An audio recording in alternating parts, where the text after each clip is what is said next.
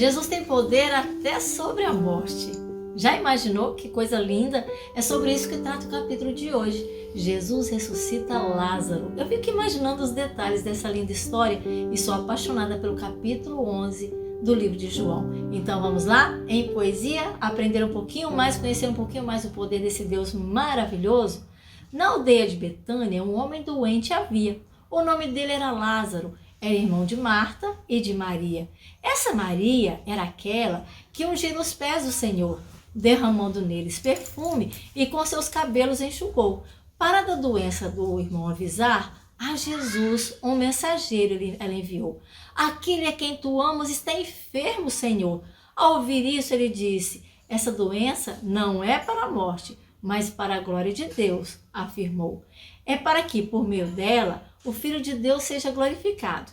Aqueles três irmãos tinham Jesus no coração e eram por ele amados. No entanto, quando essa notícia ouviu que Lázaro estava doente, de onde estava? Jesus não saiu. Ficou ali mais 2 dias e então se decidiu. Chamou seus discípulos e disse, vamos para a Judéia voltar. Eles disseram, mestre, ainda há pouco eles tentavam te apedrejar e mesmo assim resolves assim mesmo voltar para lá? Não são 12 as horas do dia? Não tropeça quem vê a luz, mas quem anda de noite tropeça. Assim afirmou Jesus. Depois de dizer isso, Jesus assim respondeu, vou para acordar Lázaro, pois nosso amigo adormeceu. Os discípulos disseram, mestre, se ele dorme, logo irá melhorar. Pensavam que se tratasse de um sono, mas de sua morte Jesus estava a falar. Então Jesus disse novamente o que a Lázaro aconteceu. E ele disse bem claramente, Lázaro estava doente e morreu. E para o bem de vocês estou contente por não ter estado lá. Mas para que vocês creiam, sigamos. Vamos até lá. O discípulo chamado Dídimo, que é o mesmo que Tomé, disse, vamos para lá com ele, para com ele também morrer. Já havia 4 dias que Lázaro tinha sido sepultado. Isso foi visto por Jesus, foi por ele bem observado. Betânia ficava distante uns 3 quilômetros de Jerusalém e muitos judeus tinham ido visitar Maria e Marta para consolá-las também. Quando Marta ouviu que Jesus em sua casa estava chegando, deixou Maria em casa e foi com Jesus encontrando. Se o Senhor estivesse aqui, meu irmão não teria morrido. Mas eu sei que Deus atende a qualquer dos seus pedidos. Jesus disse, o seu irmão vai logo ressuscitar. Marta respondeu, na ressurreição do último dia, eu sei que isso acontecerá. Eu sou a ressurreição e a vida. Com amor, Jesus começou a falar. Quem vive e crê em mim, eternamente viverá. Você em minhas palavras, Marta, consegue acreditar? Ela respondeu, sim, Senhor. Na verdade, eu tenho crido que tu és o Filho de Deus, que devia vir ao mundo. Tu és o Cristo. Depois foi para casa, à parte Maria chamou e disse, o mestre quer ver você. E Maria se levantou. Foi ao encontro dele depressa.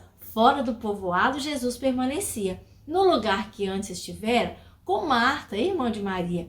Quando os judeus notaram que Maria tinha saído, seguiram-na, supondo que ela ao sepulcro havia se dirigido.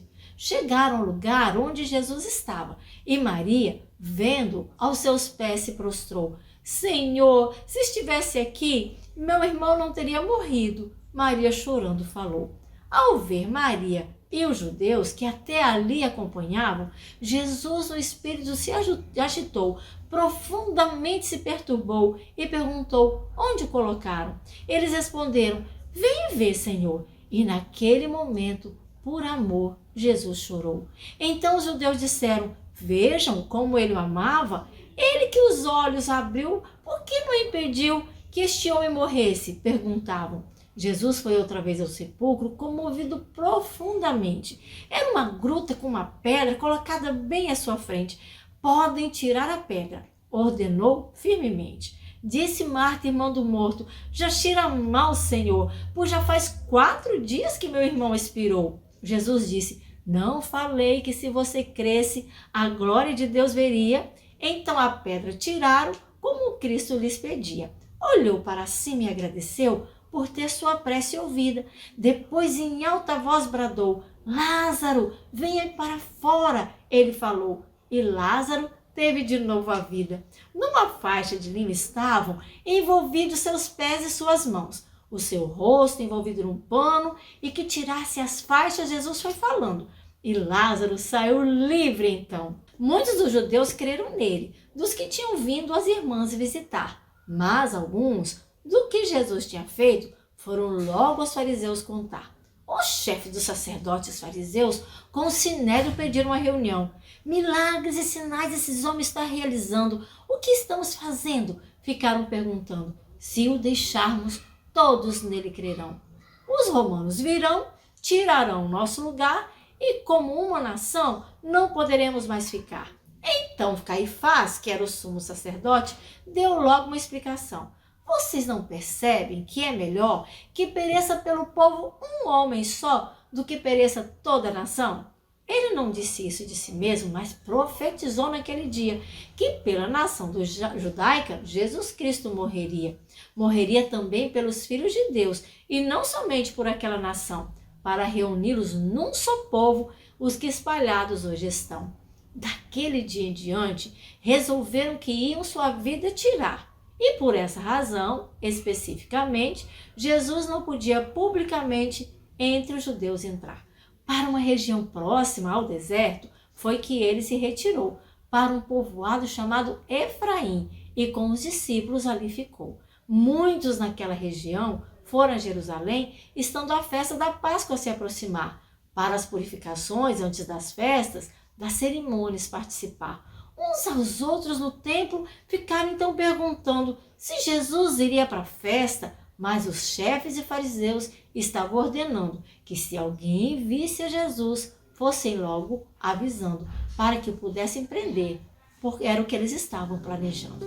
Meus queridos, o amor de Jesus, o poder de Jesus, toda a sua graça, fez com que aquelas pessoas tivessem inveja. Nós precisamos ter muito cuidado com a inveja. A inveja é pecado oculto e cabe a nós matar esse sentimento ruim. Por amor, ou melhor, por inveja, muitos procuraram matar Jesus. Não deixe que a inveja tome conta do seu coração. Se alegre com as conquistas dos outros e ame sempre Jesus. Por isso, eu mais uma vez faço o convite. Seja reavivado pela palavra. Estuda a Bíblia todos os dias e acompanhe-nos aqui no Bíblia e Poesia todo dia. Deus te abençoe.